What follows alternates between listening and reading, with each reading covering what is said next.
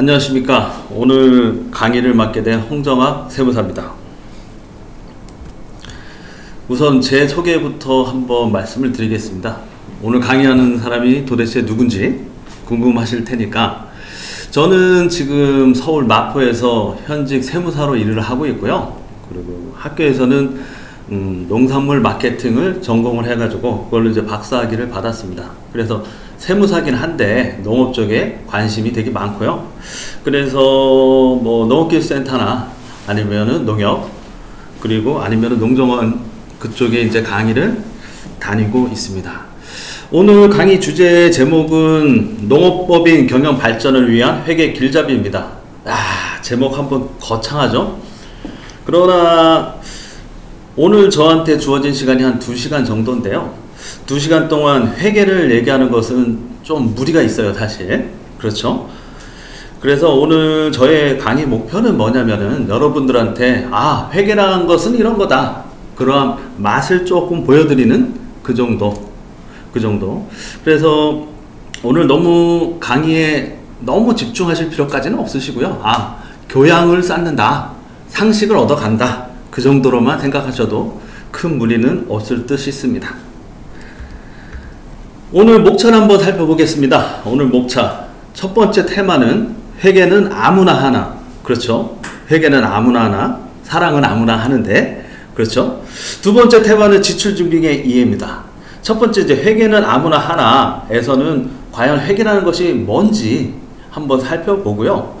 그래서 이 회계가 해서 가장 중요한 거, 여러분들이 좀 알아뒀으면 싶은 거, 깊게까지는 못 들어가고요. 그냥 회계란 어떤 것인지 맛을 보는 그런 시간을 갖도록 하겠습니다. 두 번째는 이제 지출증빙의 이해입니다. 지출증빙의 이해. 여기 계신 분들이 대부분 이제 농업법인에 소속되신 분이신데요. 제가 현장을 받아봤을 때 가장 문제가 되는 점이 뭐냐면은, 이 회계도 회계지만 회계의 기본적인 틀이 뭐냐면은 여러 가지 자료를 서로 잘 주고받아야 되는데 그게 많이 쉽지 않으시더라고요. 그래서 지출증빙이 어떤 것이 있고 법에서 정하는 것은 또 어떤 것이 있고 법에서 원래 정하지 않았는데 우리끼리 서로 주고받는 그러한 증빙들은 어떤 것이 있는지 한번 살펴보도록 하겠습니다. 자, 첫 번째, 회계는 아무나 하나입니다. 회계는 아무나 하나. 회계 아무나 합니다. 자, 제목을 이렇게 붙여봤어요. 회계는 말이야. 그렇죠? 회계의 정의를 알아야 되죠. 회계란 과연 뭘까요? 회계. 다들 회계라 하면 어렵게 생각하세요. 머리 아프고 골치 아프고. 그렇죠? 사실 그런 부분도 있습니다. 있기는. 회계. 교회 다니시는 분들은 이 회계라는 말이 조금 귀에 담아야 되죠. 주일에 가셔가지고 그분께 이제 회계를 하시죠. 잘못된 부분을. 그런 부분하고도 일맥상통한다고 볼 수 있어요. 그때 쓰는 회계하고는 용어부터 좀 달라요, 사실은. 자, 회계는 우리가 회계학 책이나 경영학 책 아니면 네이버 단어 검색하시면은 이렇게 나와요. 어떻게 나오냐면은 경영에서 발생하는 자산부채 자본 등의 변화를 장부에 기록하고 분류하고 요약하는 것. 환장하겠죠. 이게 무슨 말인지 도대체 알아들을 수가 없어요. 그렇지 않습니까? 또 어떻게 하냐면 개인이나 기업의 경제활동 상황을 일정한 계산 방법으로 기록하고 정보화함. 도대체 이게 무슨 말일까요? 여러분들 벌써부터 머리가 아파요. 회계 괜히 들었나? 회계는 말이죠, 여러분들 입장에서 생각하시면 가장 간단한 게 영농일지를 숫자로 쓰는 것. 이러면 이제 조금 쉬워지지 않습니까? 영농일지를 숫자로 쓰는 것. 여러분들 영농일지 많이 써보셨잖아요. 언제 농약을 10만원어치 누구한테 구입을 했다, 오늘 쌀을 누구한테 얼마만큼 팔았다, 영농일지에 적을 수가 있어요. 그런데 그걸 한글로 막 적다 보면 너무 복잡해져요. 이거를 숫자로 단순히 표기해서 모아서 정리해서 표로 만들면 그게 이제 재무제표로 한 것이 되는데, 이러한 일련의 과정을 회계라고 하는 거예요. 그래서 회계 너무 머리 아프게 생각하실 필요는 없으시고 단순히 영농일지를 숫자로 적는 것, 이 정도로만 아시면 되세요. 자, 회계는 말이야. 자, 여러분 이 표를 보시면은 뭐가 있냐면 하나의 가정을 들어보겠습니다. 여러분 사업을 하는 데 있어서 가장 먼저 필요한 것은 뭘까요? 내가 회사를 차렸어요. 농업법인을 차렸어. 예를 들어서. 그러면은 가장 먼저 필요한 것 뭘까요? 돈입니다. 돈. 그렇죠. 돈. 어떠한 사람이 사업을 하기 위해서는 돈이 제일 먼저 필요해요. 그거는 누구나 다 알고 있는 상식이 되겠어요.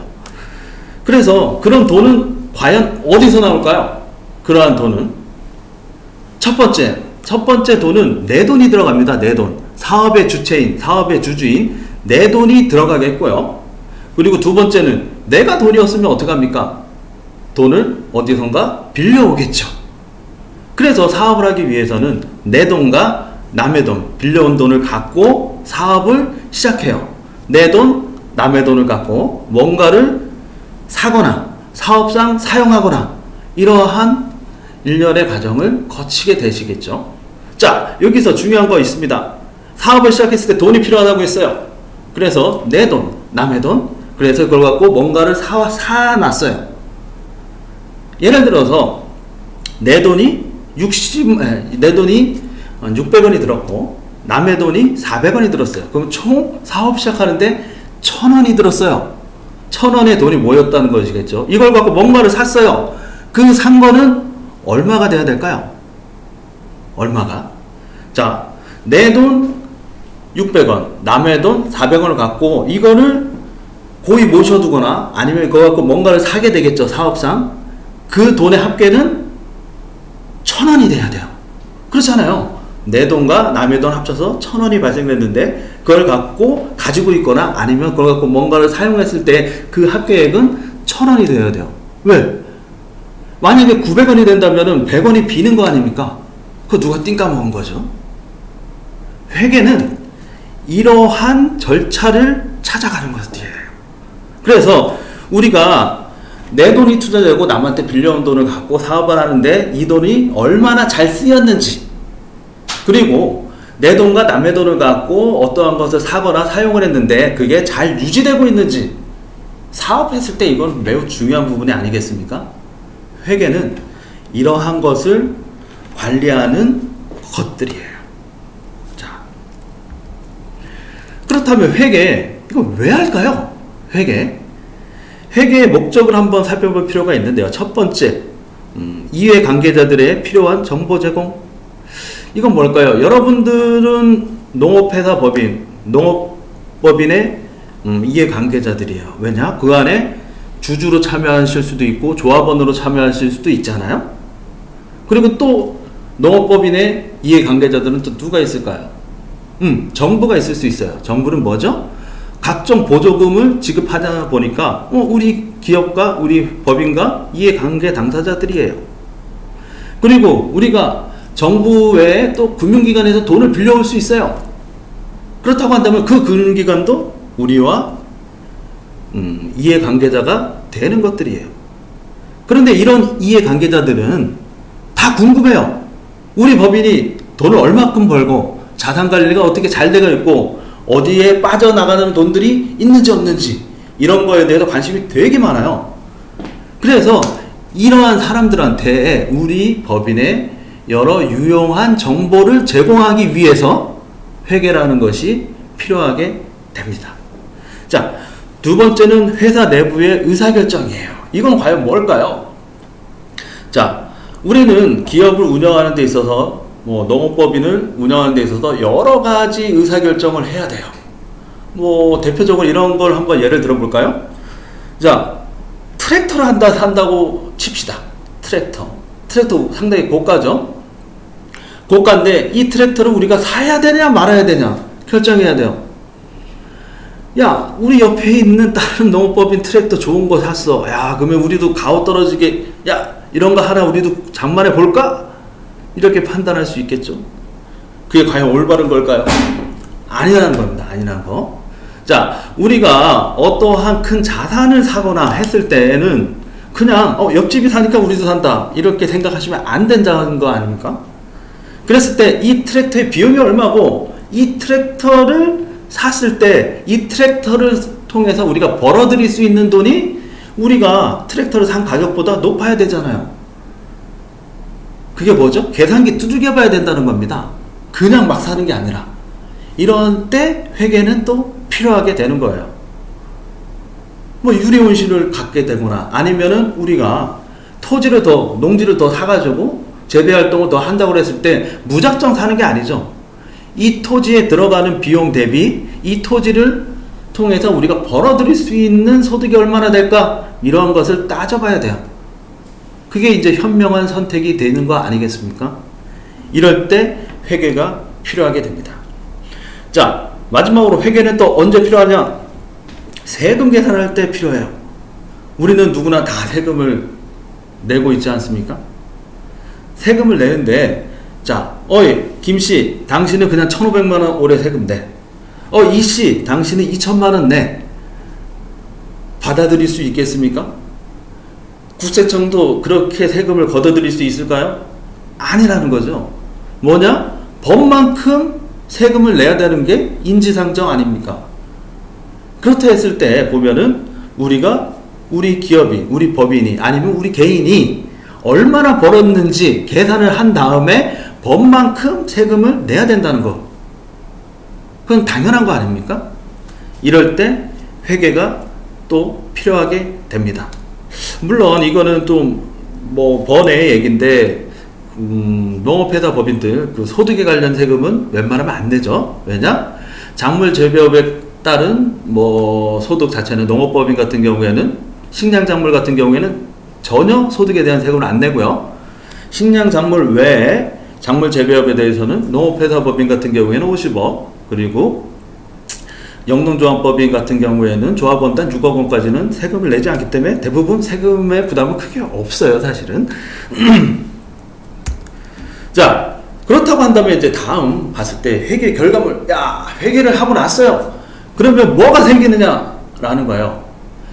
봤을 때 여기 보이시죠? 재무제표. 이거는 어디선가 한 번쯤은 들어보셨을 거예요. 재무제표. 이거는 기업 활동으로 나와서 여러 가지 회계를 처리하게 되면 나머지 결국에는 이 재무제표라는 보고서를 만들게 돼 있어요. 이러한 재무제표 보고서는 크게 한 4가지 파트로 나눌 수가 있습니다. 첫 번째는 이제 재무상태표. 옛날에는 이거를 뭐 대차대조표라고 했는데요.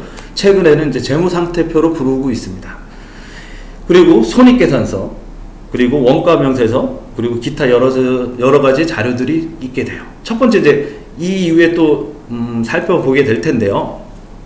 재무상태표는 뭐냐면은 회사의 재산이 어떻게 이루어져 있느냐, 그것을 보는 거예요. 아까 우리가 앞에서 살펴본 듯이 기업이 농업회사 법인이 최초 설립 때 필요한 거 뭐? 돈이다 라고 했어요. 그 돈에는 내 돈과 남의 돈, 그걸 갖고 뭔가를 산다고 했어요.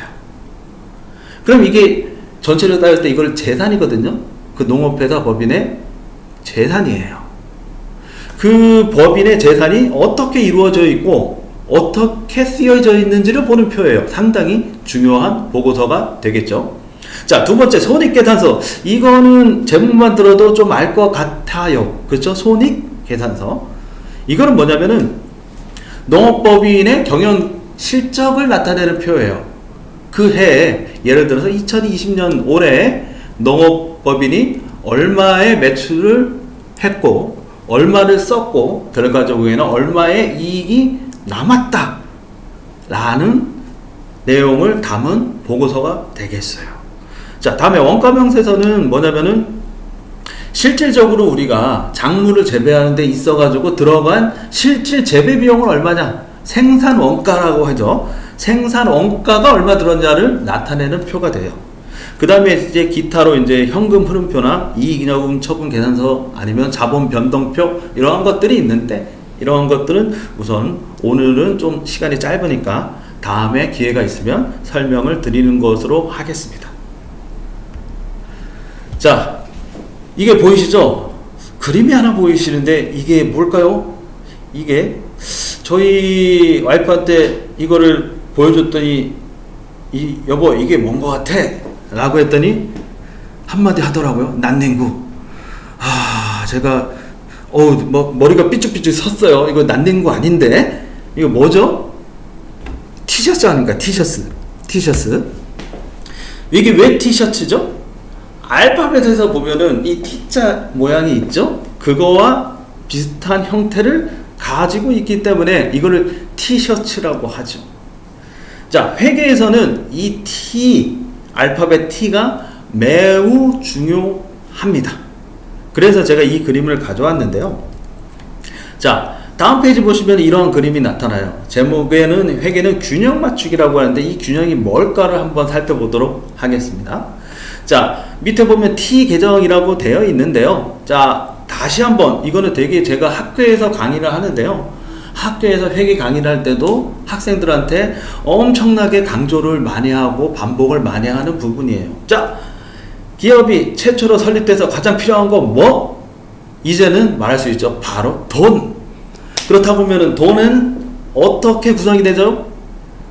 내가 주인으로서 내는 내 돈과 그리고 외부에서 빌려오는 남의 돈, 그리고 그걸 갖고 뭔가를 가지고 있거나 돈을 가지고 있어야죠. 뭘 쓰니까. 그리고 뭔가를 사거나 사업상 사용하거나. 그렇죠? 자, 그래서 내 돈, 최초의 돈이 필요한데 내 주머니에서 내가 꺼낸 돈은 회계에선 자본이라는 표현을 쓰게 돼요. 자, 두 번째 돈을 구해오는 방법은 남의 돈이 있다고 그랬잖아요. 남의 돈 갚아야 되잖아요. 갚아야 된다고 그랬을 때 뭐라고 그러죠? 우리 흔히 알고 있어요. 이미 부채. 회계에선 그거를 부채라는 표현을 쓰게 돼요. 그래서 내 돈인 자본과 남의 돈인 부채를 갖고 우리가 그걸 갖고 막 활용을 해요. 이거를 가지고 있거나 뭔가를 사거나 아니면 사업상 뭐 쓰거나 했을 때 이러한 것들을 회계에서는 자산이란 표현을 써요. 뒤에도 또 나옵니다. 자, 이러한 것도 아까 말했듯이 사업을 시작했을 때 내 돈과 내 돈 600원과 남의 돈 400원 합쳐서 1000원이 발생돼서 이걸 가지고 있으면 그 돈은 얼마가 돼야 된다고요? 900원? 아니죠. 1000원이 돼야 돼요. 왜? 내 돈과 남의 돈을 가지고 시작을 했는데 그 돈이 1000원이 돼야지 900원이 되거나 1100원이 되거나 이러면 뭔가 문제 있는 거잖아요. 그래서 왼쪽과 오른쪽이 일치해야 된다. 왼쪽 뭐죠? 자산, 오른쪽 뭐죠? 자본과 부채. 이 합계액은 늘 일치가 돼야 된다. 이게 회계의 가장 큰 원리고 사실은 회계는 이게 전부 다예요. 여기서 모든 것이 파생이 되는 거예요. 자, 봤을 때, 자, 여기서 한번 질문을 한번 해볼까요? 농업법인이 그 해에 돈을 벌었어요. 돈을 벌어서 뭐 이게 뭐 이래저래 팔고 이래저래 쓰고 하니까 뭐 1000만원 남았네요. 그 1000만원 누구 거예요? 누구 걸까요? 그 1000만원? 1000만원? 주주 거예요. 조합원 거예요. 왜? 회사의 주인이니까. 그래서 이 T 계정의 아래쪽에 보시면 수익이라는 게 있는데 이 수익은 누구 거? 조합원 거 아니면은 주주 몫이에요. 그래서 사실은 수익은 자본과 똑같다고 보는 거예요. 자, 올해 쓴 거 우리가 돈을 벌려면 뭘 써야 되잖아요. 이 쓴 거를 회계에서는 비용이라고 하는데 이거는 주주가 가져가야 될 것이 그만큼 줄어들게 되는 몫이잖아요. 그래서 자본의 반대 그리고 자산과 유사한 특징을 가지고 있어요. 자, 그래서 여기서 보이는 왼쪽 자산 비용 오른쪽 부채 자본 수익의 각각의 합계액은 서로 일치가 돼야 된다. 이게 회계의 가장 근본적이고 기본적인 원리가 되겠습니다. 이게 회계에서 매우 중요하고 이게 회계의 전부라고 생각하셔도 큰 무리는 없으세요. 자, 어떠세요? 이제 조금 이해가 조금 되시나 모르겠는데 아무튼 되게 중요한 거는 회계에서는 내 돈과 남의 돈을 갖고 뭔가를 사용하거나 쓰거나 하게 되는데 내 돈 플러스 남의 돈 이 금액은 이걸 갖고 뭔가를 사용하는 그 돈과 일치해야 된다. 자, 이거는 꼭 기억해 주시기 바라겠습니다. 자, 그래서 이 그림을 보시면은 왼쪽 차변, 오른쪽 대변. 위에 보시면은 T 계정에 보시면은 차변과 대변이 위치하는데요. 왼쪽을 회계에선 차변, 오른쪽에선 대변이라고 하는데 머리 아프잖아요. 그냥 왼쪽 오른쪽 그렇게 기억하셔도 돼요. 우리는. 자, 그래서 왼쪽과 오른쪽은 균형이 맞아서 일치가 돼야 된다. 이게 회계에서는 매우 중요하다. 이거를 꼭 기억해 주세요. 자, 아까 말했듯이 내 돈과 남의 돈을 갖고 뭔가를 사용했어. 그래서 내 돈은 자본, 남의 돈은 부채, 이걸 갖고 사용하는 거 자산. 자, 그래서 부채 플러스 자본, 내 돈 플러스 남의 돈은 이걸 갖고 운영한 자산과 일치해야 된다. 이제는 이해가 되죠? 이거 일치 안 하면 누가 횡령을 했거나 어딘가 없어져서 큰일 나는 거예요. 그래서 회계에서는 이거를 회계 등식이라고 해요. 그래서 이걸 갖고 막 여러 가지 조합을 해요. 그래서 자산은 부채 플러스 자본이다. 그 밑에 보시면 부채는 자산 마이너스 자본이다. 갑자기 머리 아프신가요? 이건 당연하잖아요. 자, 부채에서 부채 플러스 자본이 자산이랑 똑같기 때문에 저희 애가 초등학교 3학년인데 그 친구도 이걸 알았더니 이해했어요. 이걸 왼쪽으로 보내니까 플러스가 마이너스 되고 마이너스가 플러스 되는, 이거 우리가 초등학교 때 산수로 배웠던 것들이잖아요. 그래서 부채는 결과적으로 자산 마이너스 자본이 되는 거고, 자본은 자산 마이너스 부채가 되는 거예요. 이거 외우실 생각 전혀 할 필요가 없어요. 내 돈과 남의 돈 합친 금액은 그걸 갖고 뭔가 사용하는 금액과 일치해야 된다. 이것만 머릿속에 있으시다고 한다면 모든 게 해결이 되게 되세요. 자, 저희가 이제 실무에서 저희 직원들한테 여러 가지 일을 저도 이제 세무사로서 많이 시키게 되는데, 그 신입사원들 보면은 책상에 이 표가 다 붙어져 있어요. 그래서 내가 회계 처리를 해라, 뭘 해봐라 했을 때 이걸 갖고 해요. 왜냐, 왼쪽과 오른쪽 회계는 늘 일치해야 된다니까 이걸 맞추기 위해서 열심히 막 기록을 해놓고 있는데, 제가 그러면 막 뭐라고 해요. 야, 이거를 외울 생각하지 말고 이해할 생각을 해라. 야, 내 돈과 남의 돈 합쳐서 뭘 사용한 거는 그 금액이 일치해야 되지 않느냐. 이것만 이해하면은 이거 굳이 표에 붙여놓고 할 필요 없어 라고 해도 정말 말을 안 들어요. 자, 이거 다음에는 좀 복잡한 1단계, 2단계, 3단계, 4단계라는 내역들이 나오는데요. 이거는 여러분들이 꼭 알아야 된다, 외워야 된다기보다는 회계는 이러한 과정을 거친다라고 설명을 드리기 위해서 제가 가져왔어요. 아까 처음으로 한번 되돌아가 볼까요? 회계 가장 쉽게 얘기하면은 뭐라고 제가 말씀을 드렸죠? 회계는 뭐다? 영농일지를 숫자로 적는 것. 자, 그렇게 말씀을 드려서 그거 기억나시죠? 그런데 엄밀히 따지면은 영농일지를 숫자로 적는 것은 1단계 사실 기록에 해당돼요. 기록.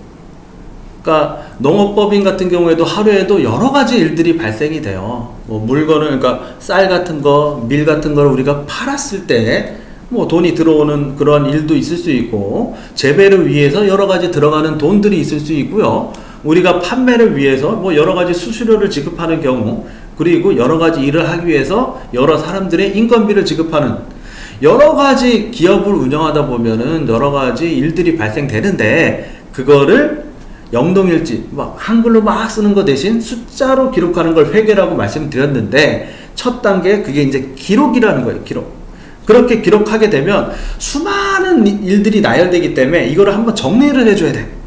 정리를 하는 단계가 분류라는 단계가 있고요. 이거를 분류해 놓았으면 다시 요약을 해서 이게 밸런스가 맞는지, 아까 회계는 왼쪽과 오른쪽이 일치해야 된다고 말씀을 드렸잖아요. 그게 일치가 되는지 검토하는 과정을 거쳐요. 그걸 요약이라고 합니다. 그 다음에 이제 최종적으로 아까 회계의 결과물, 회계라고 하면 뭐가 생기냐? 재무제표가 생긴다. 재무상태표, 손익계산서, 이런 것들이 생긴다고 그랬죠. 마지막에 그 보고서, 표를 작성하게 되는 일련의 과정을 거치게 되는 거예요. 자, 여기 계신 분들은 대부분들 임원들이 대부분 관리자시잖아요. 관리자께서 이거 전체 세세한 것까지 알 필요는 없으시죠. 왜냐면은 격리 파트에 직원들이 있으면 그분들이 이제 실물을 띄는 거고, 우리야 이게 제대로 나왔는지 안 나왔는지를 보는 거예요. 자, 그래서 왼쪽과 오른쪽이 틀어졌으면 이제 막 뭐라 할 수 있죠. 야, 왼쪽과 오른쪽이 틀렸는데 이게 말이 되는 내용이냐? 이렇게 이제 당당하게 말씀을 하셔도 되겠습니다. 자, 계속 이어나가 볼까요? 처음에 이제 방금 말씀드렸듯이 회계라는 것은 영농일지를 숫자로 기록하는 것이라고 말씀을 드렸어요. 사실은 그 자체를 분계라고 해요. 회계라는 건 이 일련의 모든 시스템을 회계라고 하는 거고, 영농일지를 숫자로 기록하는 것 자체는 사실은 분계라는 표현을 쓰게 됩니다. 자, 이래서 분계라는 매일매일 일어나는 사건 하나에 대해서 이거를 한글로 길게 작성하는 게 아니라 숫자로 단순 명료하게 기록하는 것, 이거를 분계라고 해요. 자, 예를 들어서 밑에 박스에 보시면 농약을 현금 10만원을 주고 구입하였다. 영농일지 이렇게 쓸 수 있는 거잖아요. 근데 회계는 어떻게 표현하냐면은 차변에 농약비 10만원, 대변에 현금 10만원. 간단하게 기록이 되죠. 예를 들어서 이제 다음 예시를 보시면 생산한 작물을 100만원 외상 주고 판매를 하였다. 자, 너무 길잖아요. 회계에서는 이거를 차변에 외상매출금, 대변에 매출, 이러한 식으로 간단 명료하게 기록을 하게 되어 있습니다. 이러한 것들을 분계라고 하는 거예요. 그래서 이런 분계를 하게 되면 뭐 전표라는 게 생기는데, 뭐 전표를 쳤냐, 전표를 뭐 만들었냐, 이런 표현은 어디선가 좀 들어보셨을 거예요. 그건 바로 뭐다? 매일매일 기업에서 일어나는 여러 가지 상황들을 간단 명료하게 기록한 것, 이런 거를 말하게 됩니다. 자, 다음 페이지 보시면 재무상태표라고 나와 있어요. 이제 회계의 결과물이 어떠한 것을 나타내는지 한번 살펴보려고 해요. 자, 이 화면을 보자마자 머리 아파요. 앞에 있는 양반, 저를 말하는 겁니다. 앞에 있는 양반, 나 이거 보자마자 너무 어지러워요. 이렇게 나오죠. 당연히 그렇죠. 당연히. 이거를 처음 보시는 분들 같은 경우에 뭐 이거 숫자가 뭐 이렇게 많고 숫자 단위도 크고 머리가 너무 아파요. 포기하지 마십시오. 단순히 생각하시면 돼요. 자, 뭐라 그랬죠? 기업이 최초에 설립됐을 때 필요한 거 뭐? 돈. 그 돈은 어떻게 나온다? 첫 번째, 회사의 주인이 돈을 넣었어. 내 돈, 자본이 있고요. 그리고 돈을 쓰기 위해서 내 돈이 모자라니까 뭐 타인이나 아니면은 은행이나 빌려왔어요. 나중에 갚아야 되는 돈이죠. 부채. 이걸 갖고 뭔가를 사거나 사용하거나 쓰거나 해요. 자산. 이게 세부 항목별로 나타난 표일 뿐이에요. 자, 그래서 아까 내 돈과 남의 돈의 합계액은 이거를 갖고 뭔가를 사용하거나 쓰거나 가지고 있는 금액과 일치돼야 된다. 한번 볼까요? 자, 왼쪽에 보시면 자산이에요. 그러니까 오른쪽으로 한번 봅시다. 그러면 자, 오른쪽에 자본이라고 있어. 자본인 건 뭐다? 회사를 위해서 내 주머니에서 들어간 돈, 내 돈이라는 의미죠. 그 돈이 이 농업회사 법인을 보시면 한 72억 정도 있네요. 자, 그리고 다음에 남의 돈이 있어요. 남의 돈. 부채라고 했죠. 갚아야 되는 돈이니까. 그게 뭐 230억 정도 있네요. 와, 이 농업회사 법인 괜찮네요. 자, 두 금액 합친 금액이 그래서 한 300억 정도 돼요. 자, 그랬을 때 이 돈을 갖고 우리가 회사를 운영하는 데 들어가서 있는 여러 가지 재산들을 볼까요? 여러 가지 쓰이는 돈들을 사용하고 가지고 있고 그러한 것들을 봤을 때 왼쪽 자산, 그걸 자산이라고 그랬죠. 자산의 합계 맨 밑에 초록색 색깔로 나와 있습니다. 보면은 30618, 283, 186. 왼쪽에 부채와 자본 총계 30618, 238, 283, 186. 둘이 일치가 되는 걸 볼 수가 있죠. 자, 그래서 이 표가 되게 복잡해 보이기는 하시겠지만 내용은 다 그런 거예요. 자본과 부채, 이게 자산과 일치해야 된다는 것을 나타내는 표예요. 단지 왼쪽에 자산을 보시면 여러한 내용들이 있다. 오른쪽에 부채를 보시면 요러한 남의 돈이 있다. 그리고 자본 요러한 내 돈이 있다. 라는 것을 구체적으로 나타내는 표에 불과한 거예요. 자, 그래서 여기서 가장 중요한 거는 부채와 자본의 합계액이 자산의 합계액과 일치해야 된다. 당연한 거죠. 자, 보시면은 조금 더 안으로 들어가 볼까요? 이제 재무상태표, 아까 자산, 부채, 자본 이 내역들을 좀 더 한번 구체적으로 살펴볼게요. 첫 번째 재무상태표, 회사의 재산 현황을 나타내는 표예요. 이 표의 첫 번째 테마 자산입니다. 자산. 과연 아까 제가 뭐라고 그랬죠? 자산은 내 돈과 남의 돈을 갖고 기업을 운영하는 데 있어서 가지고 있거나 뭔가를 사용하거나 쓰거나 이러한 것들이라고 그랬죠. 그런데 교과서에서 되게 어려운 말로 되어 있어요. 한번 읽어볼까요? 과거의 사건이나 결과로 현재 기업이 소유하고 있으며 미래의 경제적 효익의 유입이 예상되는 것. 환장하겠어요. 이걸 과연 누가 이해할 수 있을까? 저도 이해 못하겠는데. 자, 그리고 기업이 보유하고 있는 여러가지 재화와 채권, 이런 식으로 이제 교과서나 사전에는 명기되어 있는데요. 우리는 이렇게 이해하면 됩니다. 돈으로 바꿀 수 있는 것들, 돈 주고 산 것, 이렇게 생각하시면 돼요. 한번 앞에 가서 볼까요? 자산을 봤더니 왼쪽 보시면은 뭐 자산 밑에 뭐 여러 가지 내용들이 있어요. 보면 현금성 자산. 이건 뭐죠? 돈이잖아요. 돈. 내 돈과 남의 돈 갖고 돈을 그냥 가지고 있는 것들이에요. 그리고 단기 금융 상품. 이건 뭐죠? 은행에 넣어놓은 돈이에요. 이거 뭐죠? 바로 돈으로 바꿀 수 있는 것들이잖아요. 자, 매출 채권. 이건 뭐냐면은 외상으로 물건 팔아가지고 그 사람한테 받을 돈이 있다는 뜻이에요. 이거 돈 받으면 바로 돈으로 되는 것들이잖아요. 그 밑에 보시면은 토지, 건물 이런 것들이 있어. 이런 것들 다 돈으로 바꿀 수 있는 것들이에요. 특징이. 그래서 이러한 자산들을 나타낼 때 뭐 어렵게 생각하지 마시고, 아, 자산들은 돈으로 바꿀 수 있는 것, 그리고 돈을 주고 산 것들이라고 이해하시면 조금 수월하실 거예요. 자, 그래서 이러한 자산들을 보시면 뭐 현금, 당좌 예금, 뭐 재고자산은 뭐냐면은 우리가 작물을 재배하고 팔기 전에 창고에 쟁겨놓은 것을 재고자산이라고 하는데, 그래서 수확물들이 있죠. 우리 같은 경우에는 뭐 쌀이나 밀 이러한 것들이 되겠어요. 아직 팔기 전에. 자, 그 다음에 이제 뭐 비유동자산, 유동자산과 비유동자산은 뭐냐면은요, 유동자산은 1년 내에 돈으로 바꿀 수 있는 것들이에요.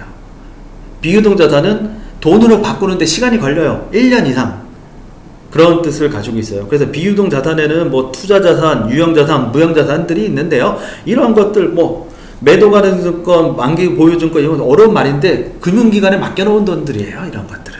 그리고 유형자산 중엔 토지, 그리고 건물, 비품, 차량, 트랙터 뭐 이런 것들 사실 뭐죠? 돈 주고 산 것들, 그리고 돈으로 바꿀 수 있는 것들이에요.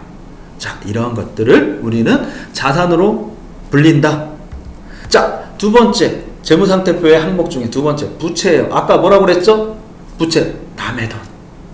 근데 교과서에서 뭐로 쓰였냐면 미래에 갚아야 할 채무 또는 의무로서 미래의 경제적 효익의 유출을 말함. 답답하죠? 이런 것들은 사실 회계학을 전공하는 사람이 뭐 알면 되지. 우리는 어떻게 하면 돼? 농사 지으려고 빌린 돈, 이렇게 인식하면 돼요. 그래서 결국에는 뭐다? 남의 돈이라는 거죠. 남의 돈.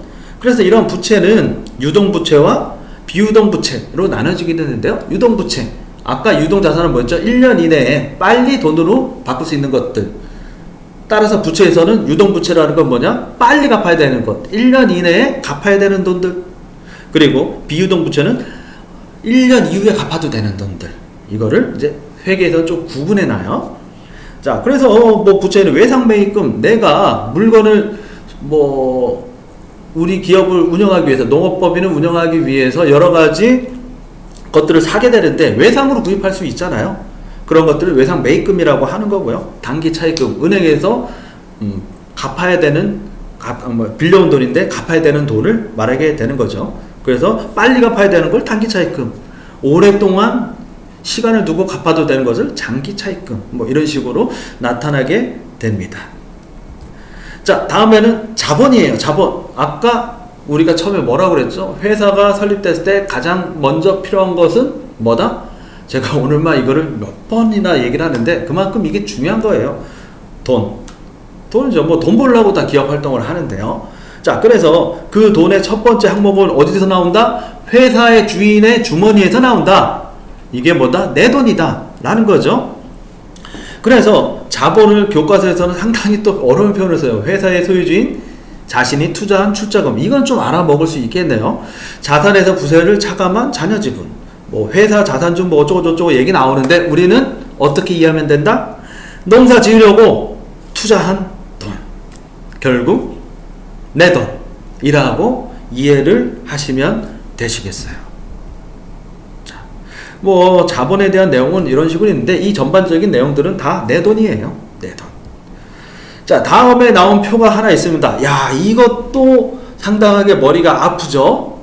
자, 이게 회계, 아까 말씀드렸던 회계 결과물, 회계를 해가지고 최종적으로 나오는 보고서가 있는데 그걸 재무제표라고 했다. 재무제표의 첫 번째, 재무상태표, 회사의 자산, 부채, 자본, 즉 회사의 재산 현황을 나타내는 표가 있다. 두 번째, 손익계산서가 있어요. 손익계산서. 손익계산서는 뭐다? 손익. 그렇죠. 회사의 경영활동으로 얼마나 돈을 벌어들였는지를 나타내는 표예요. 자, 그래서 보시면 경영성과를 나타내는 표. 왼쪽 오른쪽에 있는 여러가지 글씨 작은 내용들을 보시기 전에 오른쪽에 큰 글씨를 보시면 이러한 구조로 돼 있어요. 매출액에서 매출 원가를 빼고 매출액 뭐죠? 우리가 농작물을 팔았어. 그게 매출액이지 않습니까? 그 다음에 매출 원가, 이건 뭐냐면은 내가 그 농작물을 재배하는 데 들어간 직접 비용들, 이걸 매출 원가, 다른 말로 생산 원가라고 해요. 그걸 빼면은 매출 마진이 생기겠죠. 그걸 매출 총이익이라는 표현을 쓰고요. 그리고 그 외에 회사는 그냥 굴러갑니까? 아니에요. 뭐가 있죠? 인건비도 들어가고, 뭐 우리 차도 몰아야 되니까 기름값도 들어가고, 밥도 먹어야 되고, 가끔 접대도 해야 되고, 이러한 여러가지 경비, 판매 활동, 관리 활동을 위한 경비가 들어가요. 이런 것들을 판매 관리비라고 해요. 거기서 그 외에 뭐 여러가지 수익과 비용을 더하고 빼면 비로소 그 회사의 이익, 단기 순이익이 발생이 되는 거예요. 자, 이거는 아까 재무상태표와 똑같은 농업회사 법인 손익계산서인데 볼까요? 이 회사는 9기, 그러니까 회사를 설립한 지 9년째 되는 해네요. 매출액이 77억 5천만 원 정도 있네요. 그런데 매출 원가가 83억이 들었어요. 마음이 아프네요. 이 회사는 9기 때 아예 생산에 들어간 직접 비용, 생산 비용보다 매출액이 더 작아요. 손실이 났네요. 그 외에 판매 관리비, 회사를 관리하고 판매 활동에 들어간 밑에 내용을 보시면 급여, 퇴직급여, 뭐 여비교통비, 통신비, 세금, 공과 뭐 여러 가지 경비들이 있죠. 이런 것들 합친 게 4억이 돼요. 그래서 이 회사는 영업으로 한 10억을 손실을 봤네요. 아이고. 그런데 다행히도 옆에 오른쪽에 보시면 영업의 수익. 이건 뭐냐면은 영업의 수익이라는 거는 우리의 기업의 목적이 있어요. 우리 목적이 뭐 밀을 생산해서 판매한다, 쌀을 생산해서 판매한다가 주 목적인데 그걸 판매해서 들어오는 돈이 아니라 그 외에 돈이 들어오는 것들. 근데 이 회사는 판매 장려금을 상당히 많이 받았네요. 판매 장려금을 11억을 받게 됐어요. 그래서 손실을 뛰어넘어서 결국에는 이 회사는 판매 장려금을 받아서 올해 한 9,300만 원 정도 이익이 나게 되었네요. 왼쪽에는 9기, 오른쪽에 보시면 8기라고 써 있는데 이거는 예를 들어서 왼쪽이 2020년도 손익 내역이다 하면 오른쪽은 2019년 전해의 내용들이 서로 비교해 보라고 이러한 표를 비교식으로 작성해 놓은 손익계산서가 되겠어요. 작년에는 그 전에는 34억의 매출에 생산 원가가 26억이네요. 그래서 마진이 8억 정도 있고 뭐 판매 관리비가 3억 정도 들어가서 영업 마진이 한 5억 정도 난 회사고요. 그래서 뭐 영업의 수익, 영업의 비용을 차감하니까 그 전에는 한 9,600만 원 정도 이익이 발생되었네요. 자, 그래서 이 손익계산서는 뭐다? 회사의 경영 성과를 나타내는 표예요. 그에 얼마를 판매해서 얼마의 비용을 써가지고 결국에는 얼마의 이익이 남아있다라는 거예요. 자, 이 내용들이 되게 복잡해 보이지만 이거 자체 내가 뭐 구체적으로 어떠한 비용을 썼는지 나열한 거에 불과한 거예요. 이러한 어떠한 비용을 썼는지 봐야지만 여러 가지 유용한 정보가 나올 수 있기 때문에 조금 복잡하지만 여러 가지 항목들을 나열해서 손익계산서를 작성하게 됩니다. 자, 손익계산서 내용을 한 번 더 구체적으로 생각해 보겠습니다. 첫 번째, 손익계산서는 수익, 매출에서 수익을 다른 말로 매출이라고 하거든요. 둘이 똑같지는 않지만 유사한 사항이에요. 매출에서, 수익에서 비용을 빼서 이익을 나타내는 기본적인 구조를 갖고 있는데요. 수익은 뭐 또 회계 교과서나 사전에는 되게 어려운 말로 써 있어요. 일정 기간 기업의 주된 영업 활동인 재화의 판매, 용역의 제공의 대가로 발생한 경제적 효익의 증가분. 너무 골치 아프시죠? 우리는 어떻게 생각하시면 되냐면은 그냥 올해 여기 중요합니다. 올해 농작물을 판매한 돈이라고 생각하시면 되세요.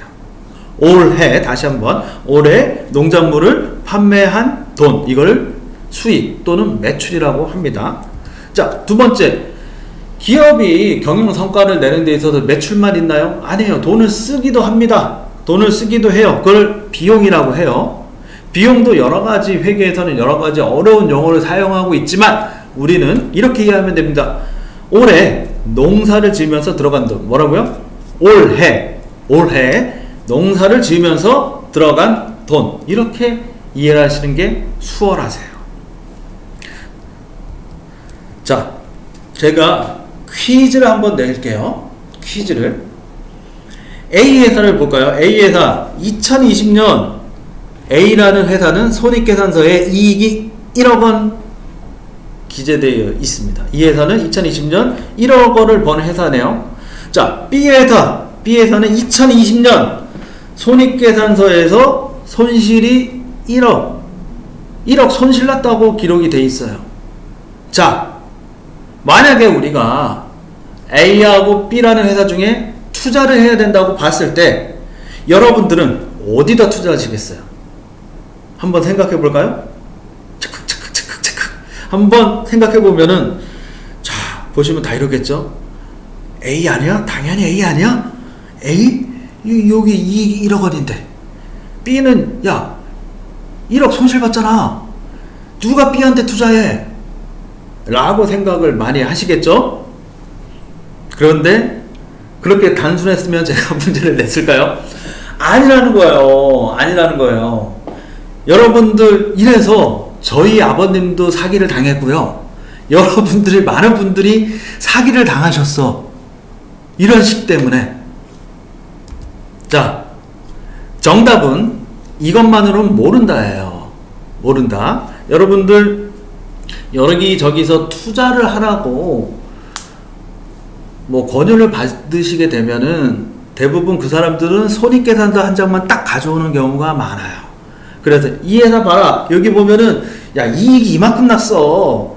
야, 이익이 이만큼 났으면은 이 회사에 투자하는 거 당연하잖아. 돈 많이 벌 거 아니야 라고 하는데, 그러셨다가는 큰일 나십니다. 왜? 이유를 이제 설명을 드릴게요. 자, 좀 앞으로 가서 보면은 우리가 재무상태표라고 앞부분에 배웠어요. 이게 뭐라고요? 회사의 재산 현황을 나타내는 표예요. 재산 현황을 나타내는 표. 내 돈과 남의 돈을 갖고 이걸 갖고 뭔가를 운영해서 사용한 돈, 이게 밸런스가 왼쪽과 오른쪽이 일치해야 된다라고 했죠. 여기서 보실 게 재무상태표라고 있으신데, 이 밑에 보시면은 2000땡땡년 12월 31일 현재 라고 표현이 되어 있어요. 그렇죠. 재무상태표 밑에 보면 2000땡땡년 12월 31일 현재라고 돼 있어요. 그런데 우리가 또 다른 표를 봤죠. 손익계산서표를 한번 볼까요? 이건 뭐다? 기업의 경영 성과를 나타내는 표라고 그랬어요. 자, 손익계산서 밑에 보시면은 뭐라고 적혀 있냐면 2000땡땡년 1월 1일서부터 2000땡땡년 12월 31일까지. 아까 재무상태표하고 다르죠? 아까 재무상태표 뭐라고 돼 있었죠? 2000땡땡년 12월 31일 현재. 그런데 손익계산서는 뭐다? 2000땡땡년 1월 1일서부터 12월 31일까지. 왜 이렇게 돼 있을까요? 자, 재무상태표, 회사의 자산, 부채, 자본을 나타내는 그 표의 수명은 기업이 응애 하고 태어났을 때부터 기업이 망할 때까지 계속 이어가는 표예요. 그래서 뭐냐면은 그 기업이 과거서부터 현재까지의 모든 내역들이 그 안에 다 담아져 있어. 그런데 손익계산서 경영 성과를 나타내는 이 표는 수명이 1년이에요. 1년. 그 해. 예를 들면 2020년 그 해의 실적만 나타내는 표예요. 왜 이렇게 됐을까요? 예를 들어서 경영 성과를 나타내는데 뭐 3년, 4년 경영 성과를 나타내면은 바로 피드백이 안 되잖아요. 바로 이 경영이 잘 되고 있는지 못하고 있는지 잘 이해를 못할 수 있으니까 회계에서는 손익계산서 경영 성과를 나타내는 이 표는 수명을 1년으로 해놨어요. 그 해만. 자, 그래서 우리가 문제로 되돌아와서 봤을 때 A라는 회사는 2020년 이익이 1억, B라는 회사는 2020년 손실이 1억. 그거는 그 해만 그렇다는 거예요. 근데 뚜껑을 열어봤어요. 뚜껑을 열어봤더니 A라는 회사는 2020년만 이익이 1억이고 그 과거의 10년 동안 계속 손실이 났던 회사야.